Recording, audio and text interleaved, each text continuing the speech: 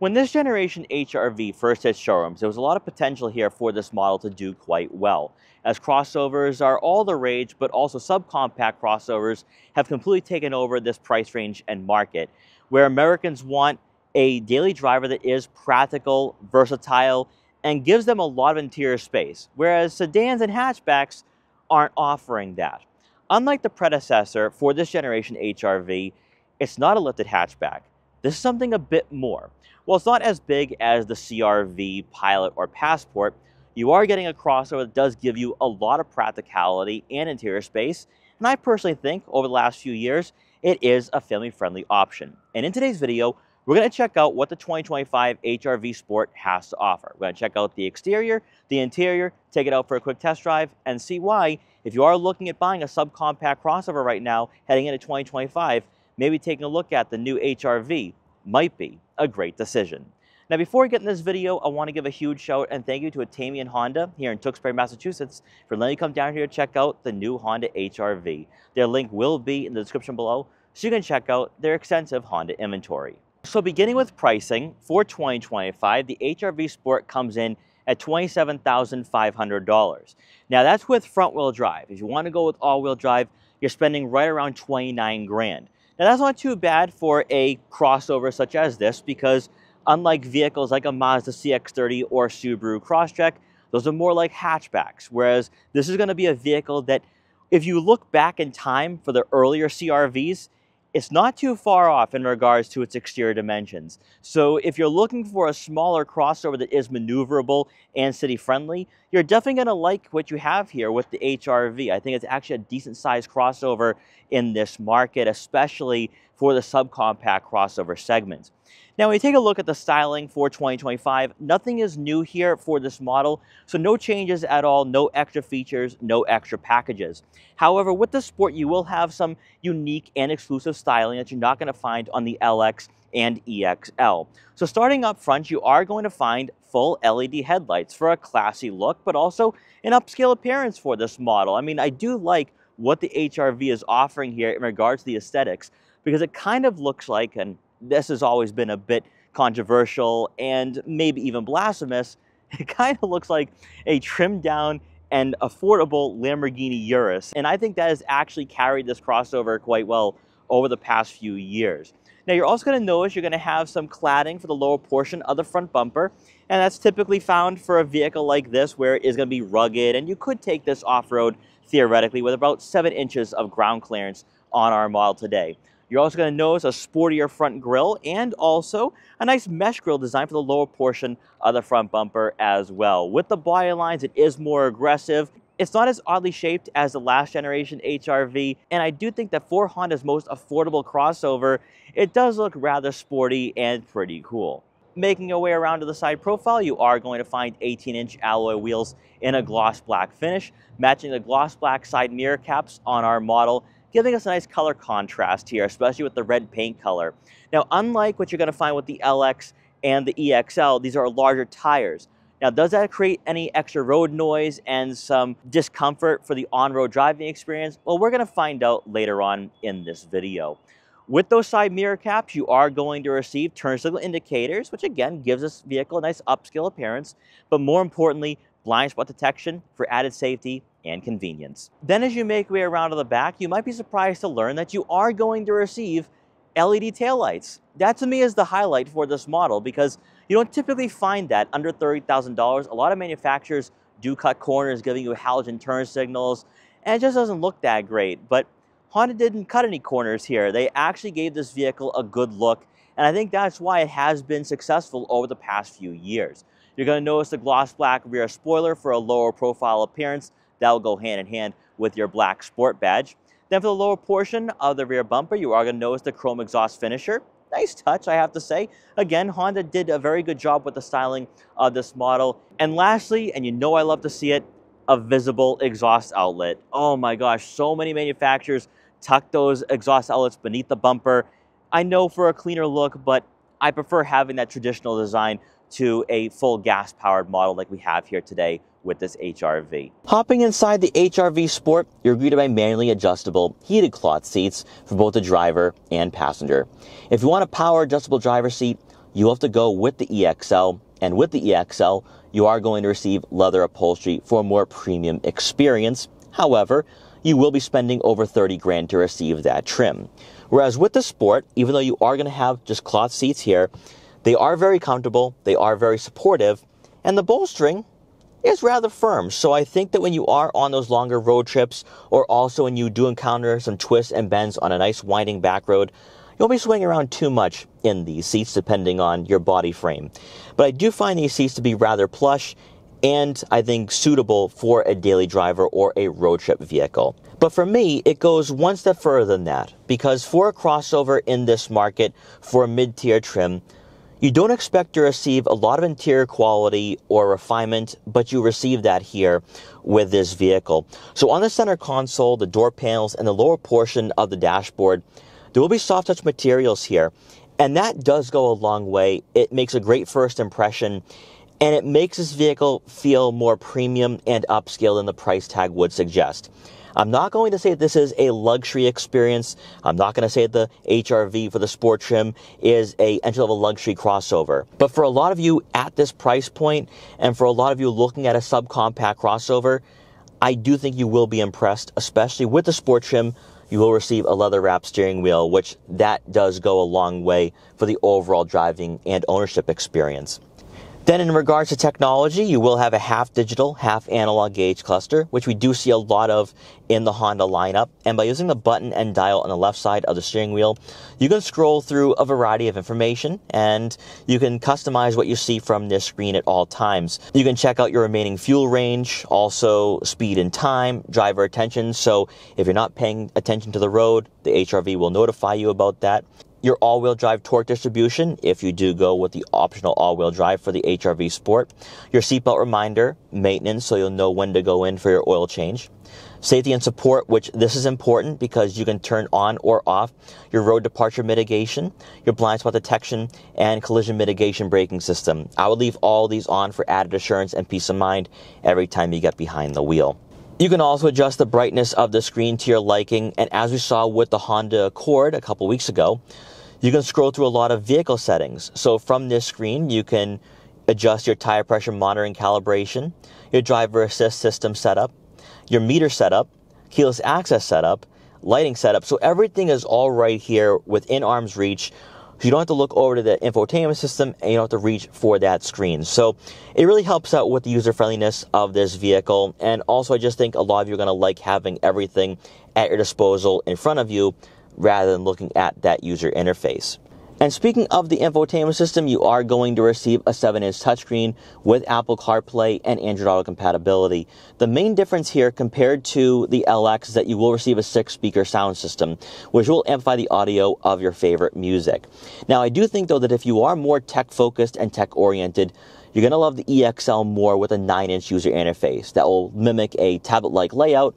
And I do think it's higher quality for sure. And it would rival what you have with Toyota and also Subaru. Whereas with this infotainment system, it's very straightforward and trimmed down. You will have physical dials for the volume and tuning, then also physical buttons for your phone, radio, media, and then of course the menu screen.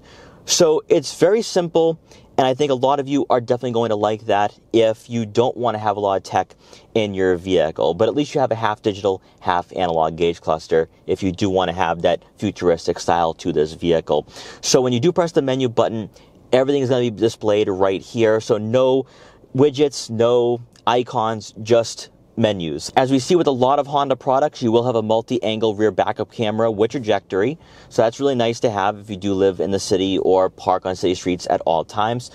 So you'll have your standard rear backup camera, but then a 180-degree view, giving you much more visibility.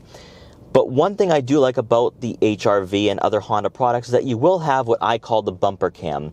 So if you are parallel parking or you're backing out of a tight spot and there's a car behind you, you won't be backing into that vehicle. So I do like having that extra safety here with this crossover. Continuing on with the rest of the interior, beneath the head unit, you will find physical buttons and dials for your climate control settings, your 2-level heated seats, AC, front and rear defrosters, fan speed, and fan direction. So that's great to see in this model because a lot of manufacturers, even in the subcompact crossover market under $30,000, are moving away from physical buttons. So at least you have a tactile and analog experience here with the HR-V. Making our way towards the center console, you will find a USB-A outlet with a small cubby for a smartphone or wallet, 2 cup holders, and then we got to talk about this bridge design here. So you will have the gear selector and your drive mode selector, along with the hill descent control, electronic parking brake, and auto vehicle hold. But beneath that, you will find another storage compartment for maybe a smartphone. And with that, you will find 2 USB-C inputs, one mounted on each side of this bridge. So if your passenger wants to listen to their favorite music, they can, or just charge up their phones. That is really great to see. For the center storage compartment, there is a decent amount of room here for some smaller items. So a lot of interior space for such a small crossover, such as the HR-V. Then to round out the front seating area, you are not going to receive a power moonroof. If you do want that, you'll have to go with the EXL. Then for passengers in the back, they are going to receive right around 38 inches of legroom, which isn't too bad for a vehicle in this market. A lot of subcompact crossovers do feel rather cramped and claustrophobic. They're not necessarily the most family friendly, even though you can squeeze in smaller kids and average-sized adults. They're just a bit too small for a lot of Americans. But the HR-V most certainly works for this generation. So this is adjusted all the way back. I didn't put it on a recline at all. But I have a good amount of legroom here. So I do think the taller passengers could sit in the back and be rather comfortable. Better yet, you have a decent amount of headroom as well. So you have a traditional crossover-like roofline, and that will help out for those taller passengers because I don't think they'll be hitting their head on the headliner.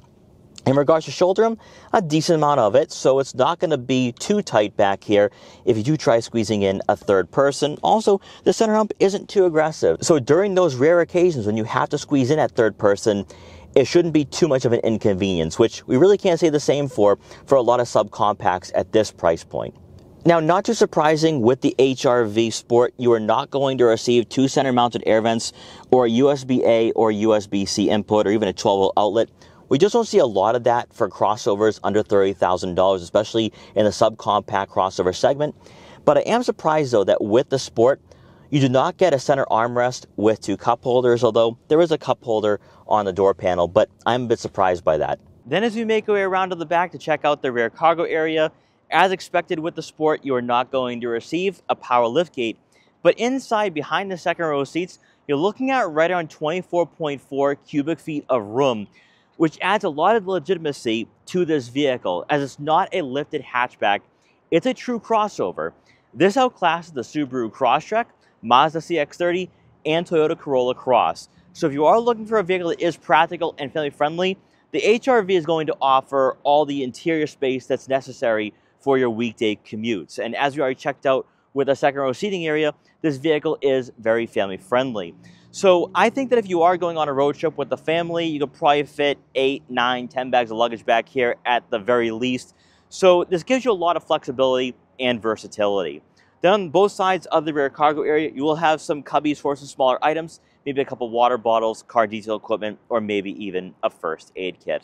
Then with the second row seats folded, you're looking at right around 55 cubic feet of room, once again falling in line with a lot of vehicles in this segment. So if you don't have anyone in the second row, you can store a lot of items back here with relative ease. On top of all of this, beneath the floor mat, you are going to find a spare tire. So if you encounter a flat on your road trips or travels, you can fix that and be back on the road. And finally, with the Honda HR-V for 2025, you are going to receive a 2-liter 4-cylinder engine, producing 158 horsepower and 138 pound-feet of torque. As always, it is paired with a CVT. If there's one vehicle in the Honda lineup that deserves a hybrid powertrain, it would be the HR-V, especially in the subcompact crossover market.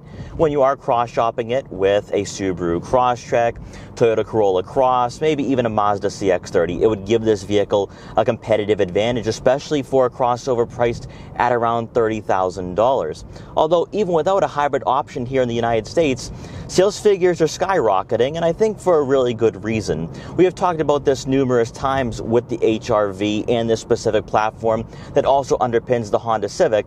You get a lot of refinement for a vehicle under $30,000. And while I think a lot of buyers who want some of the creature comforts, have lavish tastes, might want to go with the EXL, the Sport is a great option under 30 grand. As we already talked about with the interior, the heated front seats, the cloth upholstery, also the soft touch materials on the center console and door panels gives you a lot of the quality that you wouldn't typically find in this market. But it goes one step further than that, more specifically with the driving experience and driving dynamics. Obviously, 158 horsepower and 138 pound-feet of torque isn't eye-opening, isn't jarring, isn't going to get you excited. But what will get you excited is the fact that this suspension, the ride quality, the handling, and just the fact that this vehicle does feel rather responsive in the city and suburbs is going to make it a great commuter vehicle that's also still economical and efficient. For me, with the Sport, I love the leather-wrapped steering wheel. Really helps out with the driving experience, despite the fact that you do not receive a sports tuned suspension with the HR-V Sport. But I love the fact you have firm 10-2 grips and really comfortable 9-3 positioning on this steering wheel. Obviously, you don't have paddle shifters, so you can't rotate the gears yourself, but I don't think that's something you'd be really focused on here with this crossover. For me, though, even with the CVT and this 4-cylinder, going uphill and I'm on throttle doesn't drone too much here. Now, there is some road noise, obviously, with the 18-inch wheels that we have on the Sport and the fact that this is not going to be a CR-V or Honda Pilot. So this is not going to be a luxurious experience by any stretch of the imagination. More specifically, with this suspension and chassis, the handling is phenomenal. You do get some firmness in the steering when you are in the corners. And while you're not going to have all the feedback in the world that you would experience with, say, a Civic Si or Type R, I think you will have a lot of confidence when you are on those back roads.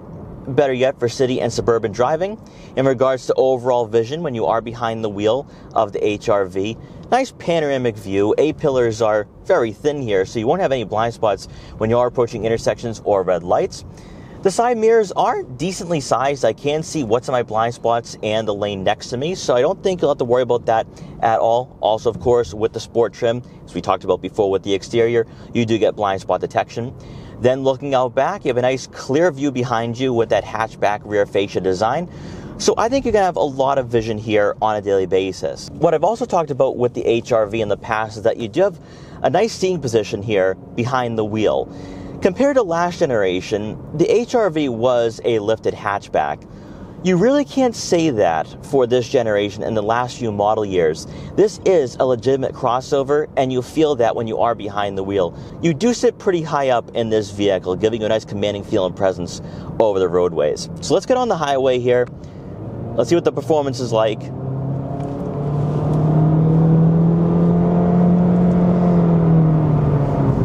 And for the first time ever, doing these reviews in this part of Massachusetts, no traffic, and during the highway, that's fantastic. Now, obviously, this is not a barnstormer. This is not going to put you on the edge of your seat.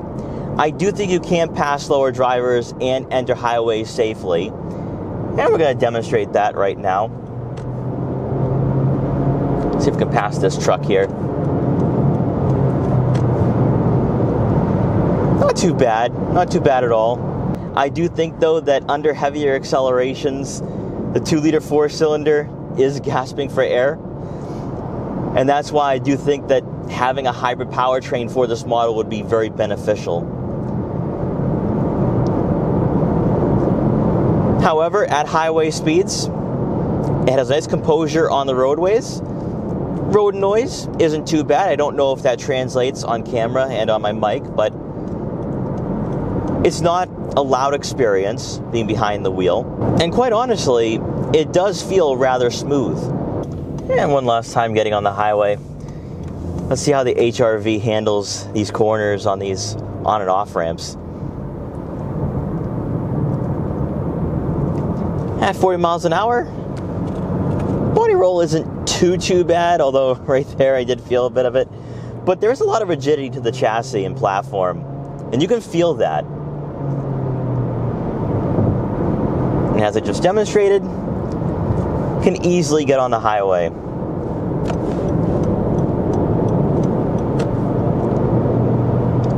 So for an economical daily driver that is practical, that is family friendly, this is a good choice. Now, I will say though that with the CVT, it does drone a bit. It doesn't mimic the gear shifts like a traditional automatic transmission like I have experienced with some rivals. However, when you are maybe at 7/10 on throttle, it's not too bad. I do find everything to be rather smooth here for a crossover in this market. And I think for a lot of you on a stricter budget, under 30 grand, I think you're going to like what you have here with the Sport. Now, I do think though that some people might be turned off by the sportier aesthetics with this trim. However, because of the body lines, because of the design of this crossover, I think it appeals to a wide range of buyers, which makes it a solid choice for anybody looking for an affordable daily driver. Nice and solid steering here. It's not vague, not loose. You get that weight, very nice. And on brakes, pretty smooth. So not too bad at all. Honda's done a fantastic job with this crossover. So guys, I hope you enjoyed this quick review for the 2025 Honda HR-V Sport. If you did, please like, comment, share, and subscribe for more, and I will see you guys next time.